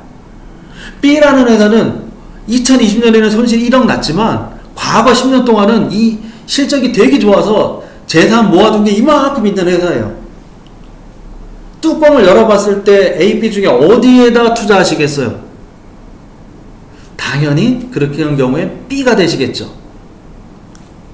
그러니까 여러분들 투자하실 때 조심하셔야 돼요. 옛날에 대지포 보면 저희 아버지도 이런 식으로 사기당하셨던 것 같아요. 자, 그래서 우리는 회계를 배우는 이유가 분명히 있겠죠. 자, 그래서 보면은 정답은 이것만으로는 모른다. 그리고 회사의 실질 가치는 재무상태표다. 어디 가서 보려면 재무상태표 가져와. 그래서 이 회사의 자산이 얼마고 자본이 내 돈 투여한 게 얼마, 남의 돈 많은 건 별로 안 좋은 거잖아요, 사실. 그래서 여러분들 어디선가 투자 의뢰를 받으셨을 때 손익계산서 가져오면 저리 집어쳐. 재무상태표 가져와. 내가 한번 볼게. 라고 하시면은 그분들이 뜨끔하세요. 자, 그리고 그런 말들이 있지 않습니까? 사람은 살아온 환경들이 다 얼굴에 녹아들어진다. 연세가 들으신 어르신들 보면은 살아왔던 모습들이 얼굴에 다 나타나 있다. 이런 말씀을 저도 되게 많이 들었는데요. 회계에서도 똑같습니다. 어디가 그렇다고요? 재무상태표가 그래요. 재무상태표는 뭐다? 기업이 최초에 설립됐을 때부터 지금 현재까지 모든 상황이 누적돼 가지고 다 반영이 돼 있어요. 수명이 회사가 망할 때까지 계속 이어서 작성되는 거니까. 그래서 기업의 얼굴이다, 재무상태표는. 그렇게 이해를 하시면 되시겠습니다. 자, 앞부분 회계는 아무나 하나 요약을 한번 해볼게요. 자, 기업이 최초 설립됐을 때, 농업법인이 최초 설립할 때 필요한 거 뭐? 이제는 바로 튀어나오시겠죠? 돈이다. 그 돈에는 종류가 두 가지가 있다고 그랬어요. 뭐다? 첫 번째, 회사의 주인인 주주나 조합원 주머니에서 나오는 내 돈. 이거 회계용어로 뭐요? 자본입니다. 두 번째, 내 돈이 부족해. 그래서 어디선가 돈을 가져와요. 뭐 금융기관에서 가져올 수도 있고 동네 이씨한테 빌려올 수도 있고. 그거 뭐다? 갚아야 될 돈이잖아요. 남의 돈. 이거를 회계용어로 부채라고 한다. 자, 그러면 내 돈 자본과 남의 돈 부채의 합계액은 그걸 갖고 뭘 운영해서 사용을 해요. 회사를 운영하기 위해서 뭔가를 사거나 쓰거나 해요. 이거 뭐다? 회계용어로 자산이라고 그랬어요. 그래서 이 자산은 부채 플러스 자본과 금액이 서로 일치해야 된다. 일치하려면은 어디선가 돈이 빠지고 있다. 뭔가 잘못된 거다. 라는 거죠. 자, 그리고 회사를 경영성과를 나누는, 그래서 이제 자산과 부채, 자본, 이걸 회사의 재산 현황이라고 하는데, 이걸 나타내는 표를 우리는 재무 상태표라고 했다. 그렇죠? 그리고 다음에는 회사의 경영성과를 나타내는 표가 있는데, 그거는 손익계산서다. 손익계산서의 구성 항목은 수익, 매출액에서 비용, 쓴 돈을 빼면 나머지 이익이 나타난다 라고 했어요. 자, 그래서 수익은 뭐다? 올해. 그래서 아까 제가 올해를 강조했던 거예요. 손익계산서의 수명은 1년 1월 1일부터 12월 31일까지니까, 그래서 제가 올해라는 단어에 방점을 두었던 거예요. 올해 농작물을 판매한 돈 수익에서 올해 농사를 지으면서 들어간 돈 비용을 차감하면 이익이 나겠죠. 자, 그 이익은 누굴 걸까요? 그 이익은 회사의 주인 거잖아요. 회사의 주인 누구예요? 농업회사법인은 주주고, 영농조합법인은 조합원이겠죠. 그래서 내 돈으로 들어가요. 그래서 판매한 돈에서 여러가지 비용을 차감해서 남는 이익은 결국에는 자본으로 되돌아가게 됩니다. 자, 이게 회계의 기본적인 시스템이 되시겠어요. 자, 앞부분 이제 회계에 대한 내용 얘기는 이 정도로 하겠는데요. 어떠세요? 처음에 회계를 말씀드렸을 때의 그 내용과 지금 짧은 시간이나마 그 회계의 기본적인 개념에 대해서 설명을 드렸을 때 조금은 1시간 전보다는 조금 더 이해가 되고 조금 더 회계에 대해서 맛을 보셨는지 모르겠습니다. 자, 1부는 여기서 마치겠고요. 2부 이제 지출 증빙에 대해서 여러분들과 같이 한번 공부를 해보도록. 자, 오늘 여러모로 낯설은 주제를 갖고 수업을 들으시니까 상당히 머리도 좀 아프실 거예요. 그쵸? 회계라는 거 참 어렵게만 느껴지는 것인데, 아무튼 회계는 많은 관심을 가지면 가질수록 장담하건대 돈이 될 수 있습니다. 농업법인 관계자분들이 관심이 예전보다는 많이 늘어나셨긴 하는데요. 그래도 아직은 이거는 격리 직원이 알아서 한다, 아니면은 세무사들이 알아서 하겠지. 아닙니다. 제가 현직 세무사지 않습니까? 옛날에 보면은 우는 아이한테 젖 물려준다고 관심을 갖고, 사업자 사장님들께서 관심을 갖고 더 물어보시고 더 관심을 가져주시고 하시면 세무대리인, 저 같은 세무사나 회계사들도 더 관심을 갖고 해드리는데, 제가 정말 안타까운 게 뭐냐면요, 저가 일을 하면서 본인이 사업을 하시는데 본인이 얼마 버시는지 모르세요. 그럴 수 있느냐라고 하시는데 정말 그러신 사장님들이 계신다는 거예요. 그러면 저는 그 회사 일을 봐주면서도 느끼는 건 되게 안타까운 거예요. 본인이 사장님이신데, 본인이 그 회사의 임원이신데 모르세요. 이거 다 회계사, 세무사들이 하는 거 아니냐. 물론 저희가 해드리는데 저희는 대행을 해드리는 거고, 실질적인 운영은 기업에서 하는 거지 않습니까? 조금 더 관심을 갖고 이해를 해주시면 기업의 그 발전과 회계는 밀접한 관련이 있으시니까요. 조금 더 관심을 갖고 바라봐 주시길 부탁을 드리겠어요. 자, 강의를 받으시는데 너무 피곤하시니까 한번 이런 거 해볼까요? 정말 이런 거 하기도 좀 창피하긴 한데, 그래도 박수를 치면 건강이 돌아온다. 자, 그래서 손가락끝 박수가 여러분들 집중력 향상과 치매 예방에 좋대요. 한번 해볼까요? 여러분들 유튜브로 지금 이 강의를 듣고 계시는 걸로 알고 있는데, 한번 해보세요. 주변에 사람이 있으면은 조그맣게 하시고, 주변에 사람이 없으시면 크게 하시면은 이게 치매 예방에 좋으시대요. 그러니까 한번 해보시고요. 자, 박수를 치면 건강이 돌아온다. 두 번째 주먹박수가 있대요. 주먹박수. 이거는 만성 두통과 어깨 부위 통증 예방에 좋대요. 제가 요새 어깨가 많이 아픈데 한번 해보실까요? 주위를 보시고 사람들이 있으시면 조그맣게 하시고 사람들 없으시면 크게 하시고 다음 볼까요? 박수를 치면 건강이 돌아온다. 손등 박수래요. 요통. 어르신들 대부분 허리가 많이 안 좋으신데 손등 박수를 치시면은 요통 예방에 좋다고 합니다. 한번 해보세요. 자, 마지막으로 박수 치면 건강이 돌아온다. 다음에는 손목 박수가 있답니다. 손목 박수. 생식 기능이 원활해진대요. 자, 그러니까 한번 해보도록 합시다. 크게. 자, 어떠세요? 박수 한번 치니까 조금 정신이 되돌아오시죠? 기운이 조금 더 나실 거예요. 자, 그래서 이제 두 번째 테마로 넘어가 보도록 하겠습니다. 두 번째 테마, 지출증빙의 이해입니다. 지출증빙.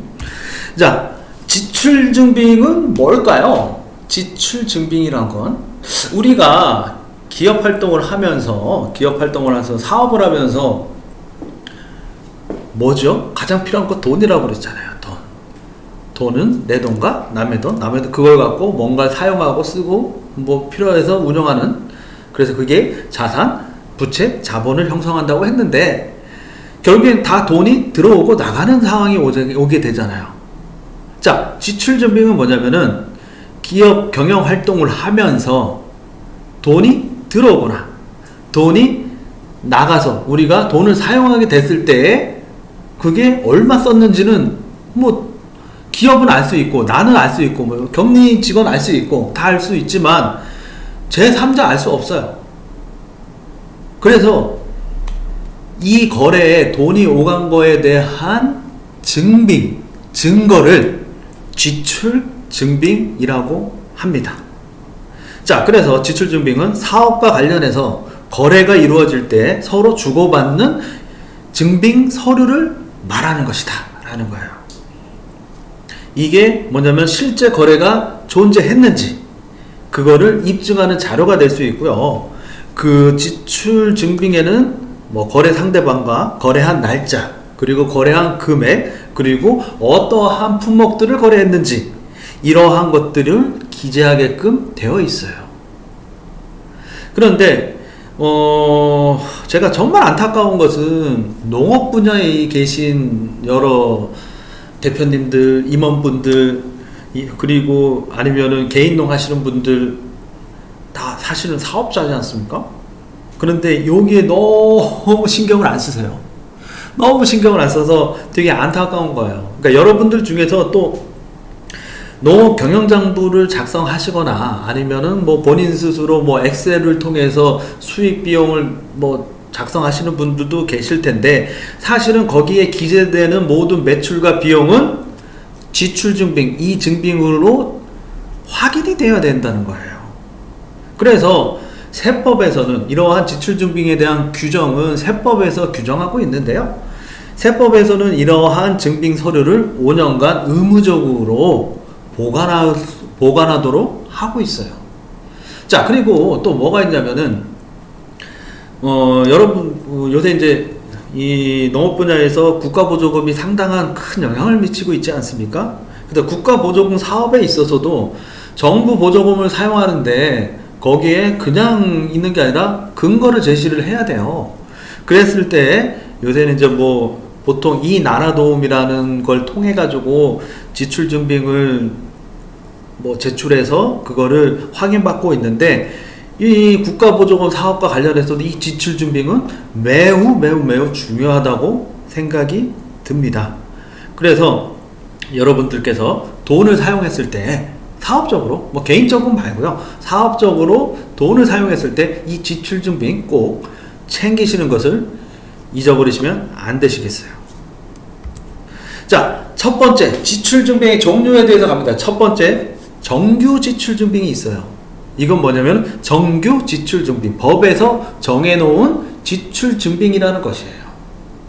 법에서, 이 법은 이제 세법을 말하게 되는데 세법에서는 뭐 거래가, 뭐 사업자들 간의 거래가 있을 때 서로 주고받아야 될 거, 법으로 정해놓은 거 첫 번째 세금 계산서예요. 세금 계산서. 이거는 어디선가는 많이 보셨을 거예요. 서로 우리가 특히 이제 공산품과 관련돼 있죠. 공산품, 농산물 말고요. 공산품과 관련돼서 서로 매출, 뭐 한쪽이 매출이면 한쪽은 매입이 되겠죠. 서로 이제 증거를 주고받게 돼요. 그래서 이제 이 첫 번째 이 세금 계산서를 발행하게 되는데, 이건 매출자가 발행을 해서 매입자한테 줘야 되는 것들이에요. 자, 보시면 세금 계산서는 어떤 내용이 있는지 보시면 왼쪽에 공급자 있고요. 공급 받는 자가 있어요. 그래서 서로 거래를 하고 있는 사람들이 누구냐라는 것을 기재하게끔 되어 있고요. 그 밑에 보시면 작성 연월일이 있어요. 아, 이 거래는 몇 년도 몇 월 며칠 날 발생한 거다 라고 되어 있고요. 그리고 옆에는 공급가액이라고 적혀 있어요. 이거는 뭐냐면은 얼마에 팔았다, 얼마에 샀다, 서로 그 금액을 기재해 놓는 거죠. 자, 여기서 처음에 공산품이라고 그랬어요. 여러분도 알다시피 공산품 거래에 있어서는 부가세, 그러니까 법에서는 부가가치세라고 하는데 일산용어로 부가세라는 표현을 되게 많이 쓰죠. 그 부가세를 기재하게 돼 있어요. 우리나라 부가세 얼마예요? 거래되는 금액의 10%죠. 그래서 예를 들어서 우리가 농기계를 뭐 100만원 주고 샀다. 그러면 사실은 농기계 판매자한테 110만원을 줘요. 그래서 공급가액에는 물건값인 100만원, 그리고 세액에는 부가세인 10만원을 기재하고, 밑에 보시면 품목에 농기국, 그래서 수량 얼마, 단가 얼마 해가지고 금액을 쓰게끔 되어 있어요. 자, 그래서 법에서 정하고 있는 첫 번째 정기준비, 어떠한 물건을 샀을 때 아니면 용역을 받았을 때 첫 번째 세금 계산서입니다. 자, 다음 페이지를 보니까 비슷해요. 비슷한데 앞에 뭐가 하나 붙었어. 앞 페이지에 보시면은 세금 계산서라고 되어 있는데요, 다음 페이지 보시면 전자세금 계산서로 되어 있어요. 앞에 말하는 세금 계산서랑 똑같은 겁니다. 똑같은 건데 차이가 있다면 뭐냐면, 이거는 전자적으로 발행하면서 전자적으로 서로 주고받는다 라는 거예요. 자, 옛날에는 모든 걸 문방구에서 세금 계산서를 사다가 종이로 적으면은 빨간 거는 매출자가 갖고요, 파란색은 매입자한테 줬어요.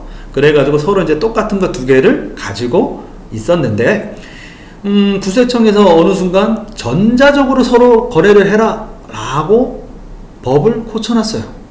그래서 뭐냐면은 매출자가 매입자한테 그냥 만나서 주는 게 아니라요, 매입자 이메일 주소로 이거를 보내는 거예요. 그러면은 보낸 사람 받는 사람이 이거를 이메일을 통해서 서로 주고받게 돼 있어요. 그래서 전자세금 계산서라고 해요. 자, 그래서 물건을 파는 사람이 법인이라고 한다면 무조건 전자세금 계산서를 발행하게끔 되어 있어요. 이제 종이로 사서 문방구에 사서 손으로 적는 세금 계산서는 발행할 수가 없어요, 법인인 경우에는. 자, 하지만 소규모 개인 사업자, 뭐 사업하시는 분 중에 개인 사업자 있으세요? 우리가 물건을 사오는데 개인 사업자 같은 경우에는 그분들은 소규모, 법에서 정한 거는 3억 원입니다. 연매출 3억 원이 안 되는 개인 사업자는 옛날처럼 종이 세금 계산서를 기재해서 서로 주고받을 수도 있어요. 자, 그래서 첫 번째 여러분들이 어떠한 물건을 사오거나 아니면은 용역, 서비스를 제공받았을 때 받아야 되는 거, 법에서 정한 거 첫 번째 뭐다? 세금 계산서입니다. 자, 두 번째. 두 번째 뭐 아까랑 또 비슷한 것 같은데? 라고 하지만 조금 다릅니다.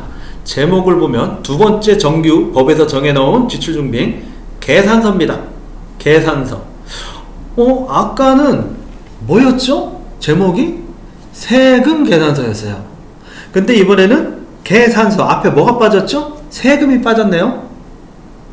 자, 이거는 뭐냐면은 면세, 그러니까 다시 말해서 부가가치세가 붙지 않는 품목을 거래할 때 서로 주고받는 법에서 정해놓은 지출증빙이에요.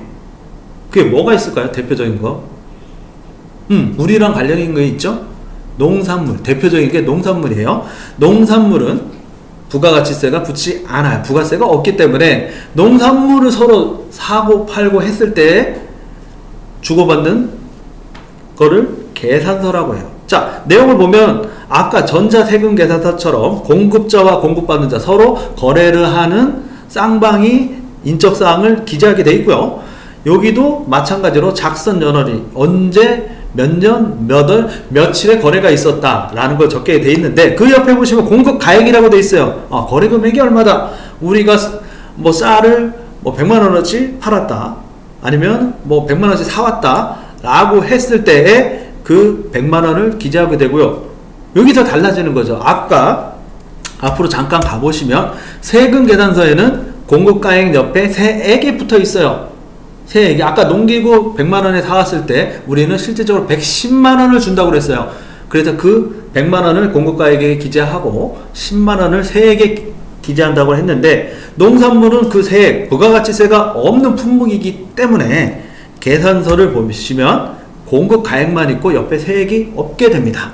이게 가장 큰 차이예요. 다시 말하면 전자세금 계산서는 세금 계산서는 공산품을 거래할 때 서로 주고받는 증빙이고요.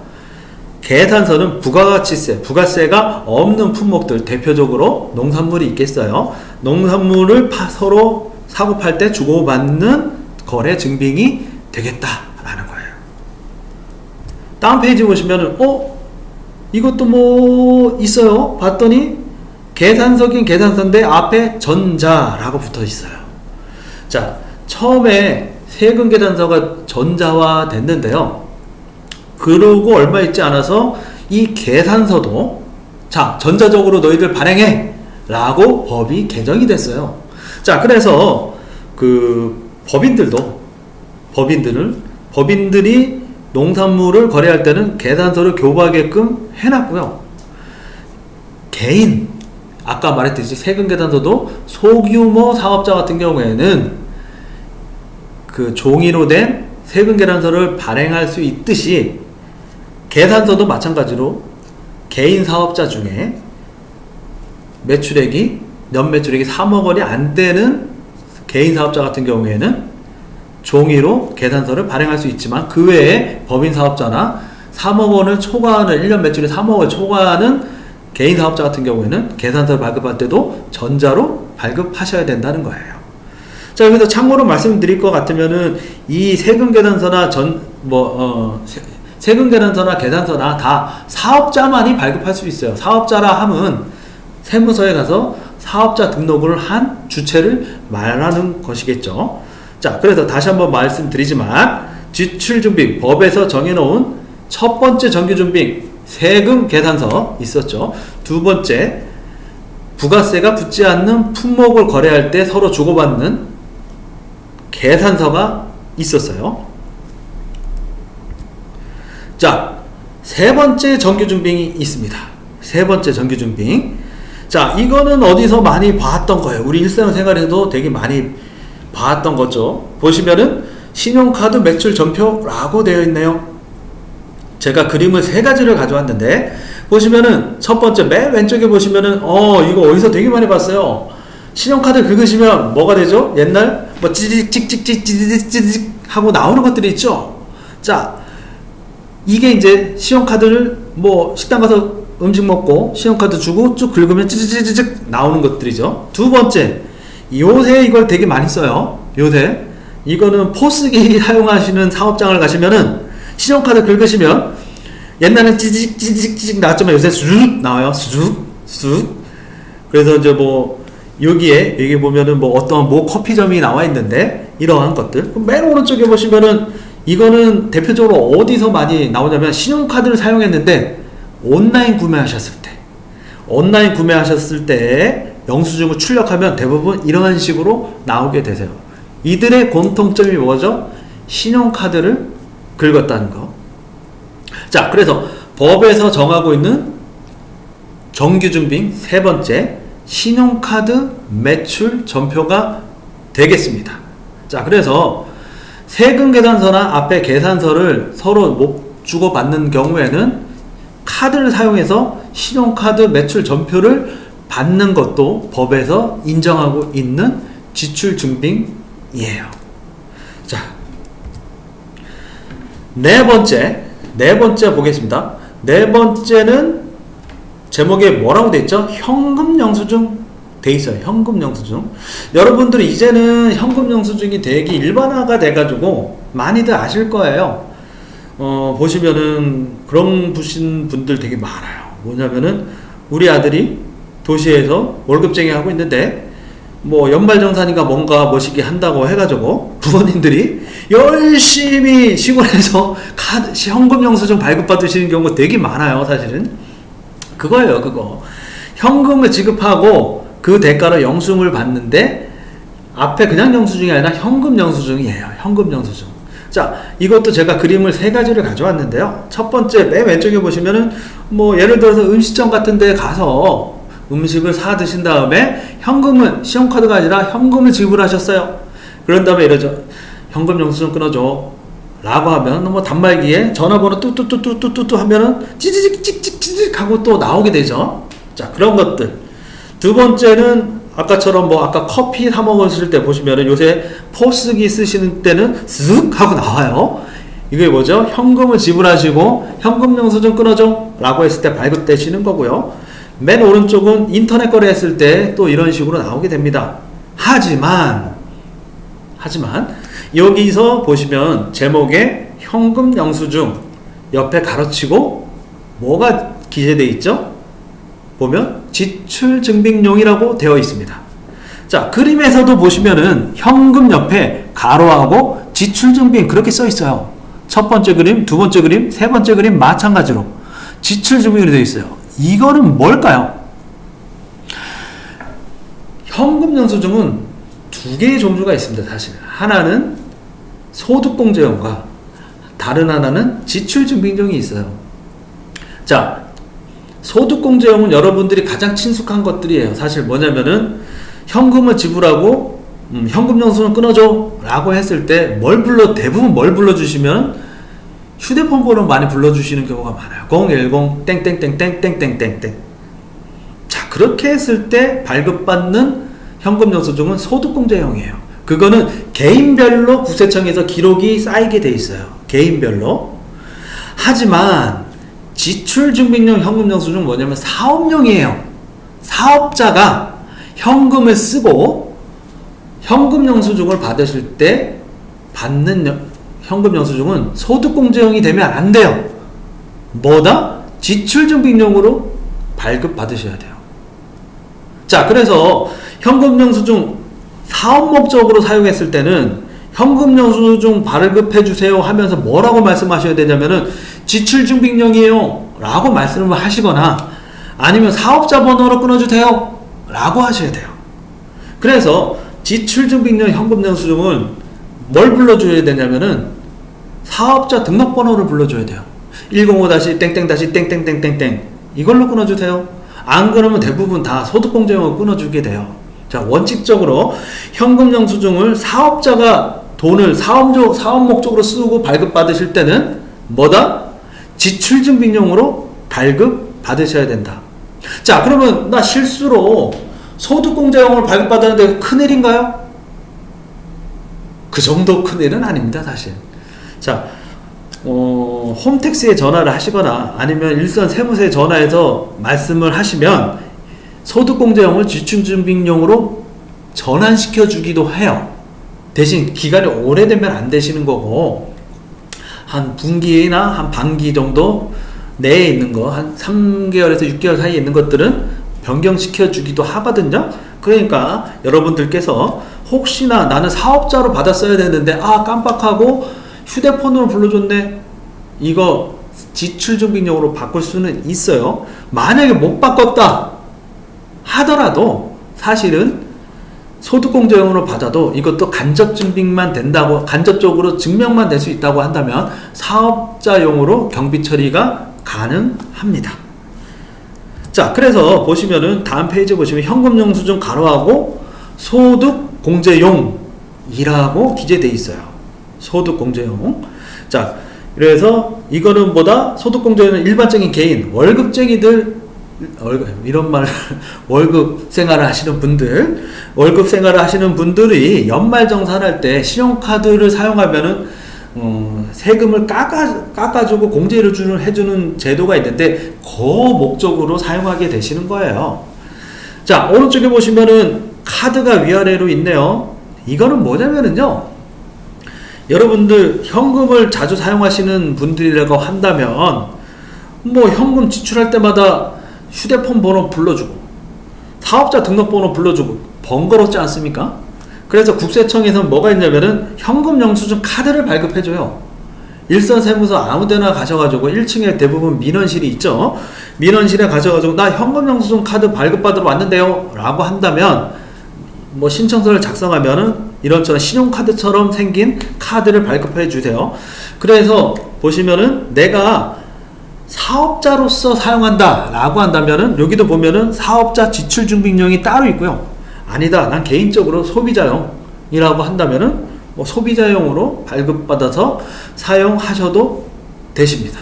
자, 그래서 뭐 저도 지갑에는 이거 갖고 다니거든요. 번거롭게 맨날 불러주기도 뭐하고, 어떠한 데 가시면은요 지출증빙용으로 끊는 걸 잘 못하시는 분들도 있으세요. 원래 그 기계 조작을 단말기에서 좀 해줘야 되거든요.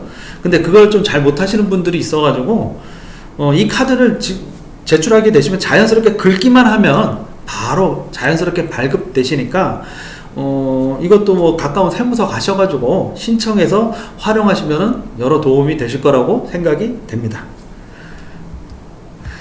자, 한번 볼까요? 이거는 정리를 해본 거예요. 자, 제가 말씀드렸죠? 서로 사업자와 사업자 간에 거래가 있었어. 그러기 위해서는, 그 거래를 증빙하기 위해서는 증빙을 받아야 돼요. 그걸 지출 증빙이라고 했는데 법에서는 이거를 4가지로 정해놨어요. 법에서 정해놓은 건 법적으로 이걸 받아라. 첫 번째 뭐였죠? 세금 계산서. 공상품 거래나 아니면 부가가치세가 붙는 서비스 용역을 제공받았을 때 그때는 세금 계산서를 발급받으시고, 두 번째 뭐다? 계산서. 계산서는 뭐죠? 부가가치세, 부가세가 없는 품목들을 거래할 때 서로 주고받는 증빙이 되겠어요. 계산서. 세 번째 뭐였죠? 신용카드. 신용카드를 긁고 나서 지급받는 신용카드 매출 전표가 되고요. 마지막으로 뭐죠? 현금을 지급하고 받는 현금 영수증이 있어요. 자, 법에서는 딱 이 4가지만 법에서 인정되는 정규증빙이다 라고 규정하고 있어요. 그래서 그 외의 걸 받으면은 사실은 인정을 안 해줘요. 원칙적으로는. 자, 옆에 네모 박스가 하나 있네요. 정규증빙 수치 대상 거래에서 이 정규증빙을 받았을 때는 뭐냐면은 첫 번째 사업자의 거래일 거. 왜냐하면 사업자가 아니면은 이 4가지를 발급해 줄 수가 없어요. 그리고 두 번째 공급 대가. 공급 대가라는 건 뭐냐면은 물건값에 부가가치세가 합쳐진 금액. 그래서 공급가액과 세액을 합친 걸 공급 대가라고 하고요. 그리고 3만원이 초과되면 무조건 발급받아야 돼요. 3만원이 초과되면. 그 말인즉슨 뭐냐면은 3만원이 아니다, 3만원이 안 넘는다 라고 했을 때는 이 4가지 법적으로 인정된 정규증빙 외에 증빙 이따가 보실 텐데 뭐 간이영수증 같은 것들을 발급받으셔도 상관없습니다. 자, 법에서 정해놓은 건 3만원 기준이에요. 자, 봅시다. 보면은 지출증빙의 종류 비정규 지출증빙이라고 됐어요. 이게 뭐냐면은 법에서 인정하지 않고 있는 지출증빙이에요. 제가 그림을 3가지 가져왔는데 와, 이거 여러분들 어디서 상당히 많이 보신 거죠? 많이 보신 거예요. 비정규 지출증빙 첫 번째 영수증이에요. 이건 뭐냐? 간이 영수증이라고 하죠. 보통 예전에 뭐 은행을 가시고 음식점을 가시거나 아니면은 뭐 철문점을 가시거나 아니면 동네 어떤 상점을 가셨을 때 영수증 주세요 라고 하면은 다 이런 맨 왼쪽에 있는 영수증, 이걸 우리는 간이 영수증이라고 하는데 이런 간이 영수증을 적어 주시거나 아니면 어떻죠? 이만큼 줘요. 그냥 이만큼 아니, 알아서 가서 적어서 쓰세요 라고 줘요. 그래서 법에서 인정 안 해요. 자, 두 번째 이것도 많이 쓰시는 거예요. 노란색으로 되어 있죠. 입금표. 문구점에 가면은 근데 뭐 누구나 살 수 있어 이거. 가서 보통 계좌이체하고 야 영수증 줘, 영수증 줘야지 라고 했는데 그쪽에서 보면은 이 입금표에 금액 써가지고 그냥 주는 경우가 있어요. 많아요 의외로. 근데 이것도 법에서 인정하지 않고 있는 것입니다. 자, 맨 오른쪽 지출결의서, 이거 많은 회사들이 이거 작성 많이 해요. 몇 일 며칠 뭐에 돈이 얼마 썼고 얼마 썼고 얼마 썼고 라고 해서 이것만 딸랑 있어요. 이 지출결의서만 딸랑. 법에서 인정 안 합니다. 인정 안 해요. 물론 이 지출결의서 뒤에 그들이 썼던 직원들이나 아니면 출장 가서 사용한 직원들이 써서 자기네들이 썼던 카드 영수증이나 아니면 3만원 미치려면 간이 영수증을 붙여가지고 지출결의서를 만들면 이거 자체는 인정을 받게 되는데 아무것도 없어요. 그냥 지출결의서 딸랑 한 장에 이거 뭐 A4지로 쑥 출력해서 사용하면 되는데 여기에 적어서 그냥 끝이다? 라고 하면 이거 법에서 인정을 해주지 않습니다. 그래서 이 세 가지가 일상에서 되게 많이 쓰는, 기업에서 많이 쓰는 것들인데 이거는 법에서 정해진 것이 아니다 라는 거 잊으시면 안 되세요.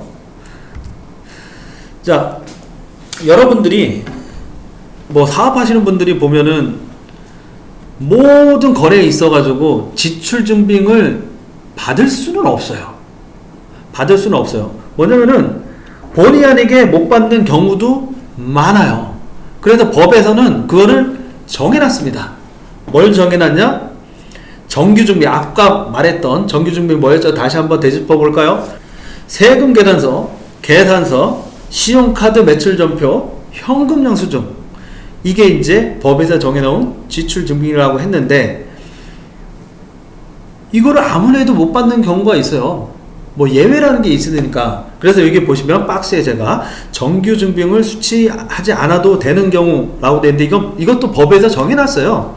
뭐 대표적으로 쭉 있는데 굵은 글씨로 해놓은 것만 한번 대략적으로 볼까요? 첫 번째, 농업인으로부터 재화 또는 용역을 직접 공급받는 경우. 이거는 왜 그렇게 되냐면은 농업인들, 우리 일상생활에 계신 분들이죠. 옆에 보시면은 그 농업에 관련돼서 소득세가 과세되지 않는 경우가 워낙 많기 때문에 농업인 분들은 농업을 영위하는 사업자긴 해도 사업자 등록을 하지 않으신 분들이 되게 많아요. 되게 많아요. 그렇기 때문에 사업자가 아니면은 앞에 말한 네 가지 정규증빙을 발급할 수가 없게 되는 거잖아요. 사업자긴 한데 사업자가 없어요. 그게 현실이야. 지금 현실. 그래서 사업자가 아닌 농업인으로부터 재화와 용역을 제공받는 경우에는 정규증빙을 못 받아요. 대신 뭐가 있냐면은 뭐 아무렇게나 영수증, 법에 정해놓지는 않지만 영수증을 뭐 거래 내역에 대한 걸 받고 도장을 받고 그게 계좌로 이체된 흔적이 있으면은 농업인과의 거래는 인정을 해줘요. 자, 그래서 주변에 보시면은 도시에서 어떤 회사에서 선물용으로 농업인들한테 구매를 했는데 그쪽도 난감해하는 경우가 있어요. 아, 이거 증빙을 어떻게 하지? 라고 했을 때 사업자가 아닌 농업인과의 거래는요 필요 없다고 하네요. 그냥 제가 영수증 얼마를 몇 월 며칠 날 무슨 품목을 거래해서 얼마를 받았다고 써드리고 제가 사인이나 도장 찍어드리고 제가 계좌이체로 받을 테니까 그거를 증빙 처리하시면 됩니다 라고 하면 돼요. 자, 두 번째, 원천징수한 사업소득. 이건 뭐냐면은, 자, 우리가 돈을 쓰는 거에 대해서 모두 증빙이 있어야 된다고 그랬잖아요. 모두 증빙이 있어야 되는데 증빙 처리 못하는 게 분명한 게 하나 있습니다. 뭐냐면 인건비예요. 우리가 우리 직원들한테 급여를 주거나 아니면은 알바를 해온 외노자한테 돈을 주거나 아니면 여러모로 인건비 목적으로 돈을 쓰는 경우가 있어요. 그런 경우에는 그들이 사업자 아니잖아요. 뭐 종업원이 사업자 아닌 거고 외노자가 사업자도 아닌 거고, 물론 외노자에서 그 용역회사는 따로 있겠지만 용역회사와 거래는 받으셔야 돼요. 그쪽에서 세금계산서. 그렇지만 아무튼 개별적으로 인건비를 지급하는 경우에는 뭐 지출증빙 받을 수가 없어요. 그런 경우에는 이 뒤에 설명을 하겠지만 다른 방식으로 해결을 하셔야 돼요. 자, 밑에 보시면은 굵은 글씨로 보이는 게 토지 또는 주택 구입, 주택 임대, 뭐 이런 경우 같은 경우에도 뭐 정규 증빙 안 받으셔도 돼요. 그냥 토지나 주택 구입하셨을 때는 계약서 자체가 증빙입니다. 밑에 보시면 부동산 구입도 마찬가지예요. 뭐 주택, 토지, 뭐 그게 부동산이죠. 보시면 매매 계약서 자체가 영수증화 돼 있습니다. 법적으로 통할 수 있어요. 그리고 뭐 입장권, 승차권, 승차권, 철도, 뭐 여객, 항공기 했을 때 우리가 돈을 쓰게 돼 있어요. 근데 그때도 뭐 앞에서 말한 4가지의 정규증빙을 굳이 받지 않으시고 그쪽에서 발급해주는 용지를 받으시면 그게 정규증빙화 될 수 있어요. 마지막으로 보면은 우리 요새 도로 잘 뚫려져 있죠. 민자도로도 많고 뭐 도로가 많은데 그러면 다 유료도로지 않습니까? 그 유료도로 통행료도 앞에 말한 그 4가지 정규증빙을 받지 않으셔도 됩니다. 자, 방금 제가 말씀드린 것처럼 우리가 정규증빙을 절대 못 받는 상황이 뭐냐면 인건비예요. 인건비 지출할 때는 뭐 종업원들이나 아니면 알바생들이나 아니면 프리랜서로 일하는 사람들한테 우리가 인건비 지급하는데 그들이 사업자 등록을 낸 사람들이 아니거든요. 그럼 우리는 내 주머니에서 돈이 나갔어요. 기업에서. 그러면은 어떻게 해요? 증빙 못 받잖아요. 그래서 기업이 인건비를 지출하는 경우에는 별도로 신고를 해줘야 돼요. 인건비를 신고를. 그래서 매월 인건비를 얼마를 지급했다고 신고해주는 제도가 있는데 그걸 원천징수 신고라고 하고요. 그리고 1년에 한 번 누구한테 얼마를 지급했다고 구체적으로 명세서를 작성해서 제출하게끔 되어 있는데 그거를 이제 지급 명세서라고 해요. 통상적으로 이렇게 되면은 대부분 기업에서 개별적으로 하는 경우도 있지만 대부분 세무 대리인들한테 맡기는 경우가 많아서 매달 뭐 인건비 얼마 지급했어요 라고 뭐 세무사 사무실에 얘기를 하면 세무사 사무실이 대부분 이걸 대행해서 처리를 해주죠. 아니면은 내부에서 뭐 격리 직원을 두는 농업법인 같은 경우에는 직원이 알아서 홈택스가 뭐냐면은 국세청에서 운영하고 있는 사이트예요. 거기서 모든 세무 업무를 전자적으로 할 수가 있는데요. 거기를 통해서 신고를 하곤 합니다. 자, 그래서 보시면 한번 두 번째 퀴즈를 한번 내볼까요? 퀴즈 2 번째. 김말동 씨는 이름이 참 특이하시죠? 포크레인을 불러서 사과밭 정지 작업을 하고 50만원을 지불했어요. 50만원 지불하면서 사업하면 돈 나갔잖아요. 그런데 입금표를 받았어. 입금표. 이 입금표는 법에서 정하는 정규증빙을 수취한 걸까요? OX. 한번 생각해 보세요. 아까 제가 말씀드렸던 4가지가 있다고 했는데 그 4가지 이게 들어가는지? 정답은 아니죠. 그렇죠. 아니죠. 입금표는 정규증빙이 아닙니다. 정규증빙은 아까 뭐라고 그랬죠? 다시 한번 읊어볼까요? 우리 한번 마음속으로. 첫 번째, 세금 계산서. 두 번째, 계산서. 세 번째, 신용카드를 쓰고 받는 신용카드 매출 전표. 그리고 현금을 지급하고 지급받는 현금 영수증. 이 4가지만을 법에서는 정규증빙이라고 규정해 놓고 있습니다. 자, 그래서 우리가 이제 지출증빙에 대해서도 좀 알아봤는데요. 자, 뭐 어떠셨어요? 제가 당부드리고 싶은 말씀은 뭐냐면은 이게 정말 제가 이제 농업인 분들의 강의를 많이 하고 다니고 상담도 많이 받고 하는데 정말 지출증빙을 잘 안 모으시는 경우가 많아요. 왜냐하면 사실은 지출증빙이 어디서 중요하냐면은 실무적으로 세무서하고 대응할 때 상당하게 중요하게 되거든요. 그런데 그 농업을 영위하시는 분들, 뭐 개인농이나 아니면 농업법인 같은 경우에는 뭐 세금을 내지 않는 경우가 법적으로 비과세 부분이 되게 많기 때문에 안 내시는 부분이 너무 많아요. 그러다 보니까 세무서에도 신경을 덜 쓰고 그러한 상황에서 보니까 농업법인 관계자분들이나 개인농들께서도 뭐 증빙을 모으는데 그렇게 신경을 쓰지 않는다는 거예요. 그렇지만 이거는 꼭 국세청뿐만 아니라 나중에 우리 농업 농업법인의 규모가 커진다고 한다면 내부 관리 목적으로도 분명히 필요한 겁니다. 내부에서 직원들이 돈을 썼어요. 증빙이 없어요. 막말로 이걸 어떻게 썼는지 어떻게 합니까? 관리 목적에도 분명히 올바른 증빙을 지급받고 증거를 갖춰놔야 된다는 거예요. 내부 관리 통제 목적으로도요. 자, 그래서 다시 한번 강조를 드리지만 이 지출 증빙을 모으시는데 조금 더 신경을 써주시기를 당부드리겠습니다.